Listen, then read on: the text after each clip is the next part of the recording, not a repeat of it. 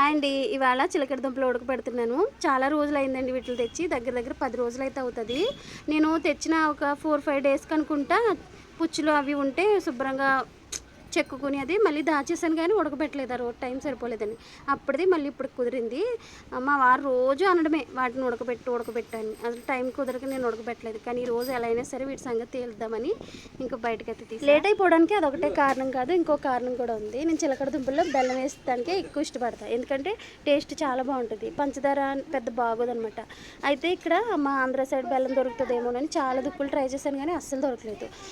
మేము షాప్లో అమ్ముతాము, కానీ అదేమో కొంచెం ఉప్పగా ఉంటుంది. నాకేం నచ్చదు ఆ బెల్లము. ఇంక సరేలే ఎక్కడ దొరకలేదని చెప్పి ఇంక ఈరోజు పంచదార వేసేసి ట్రై చేస్తున్నాను. ఇంత కష్టపడి చేస్తే చివరికి మాడిపోయిందండి. ఎక్కడ తేడా వచ్చిందో అర్థం కాలేదు నాకు.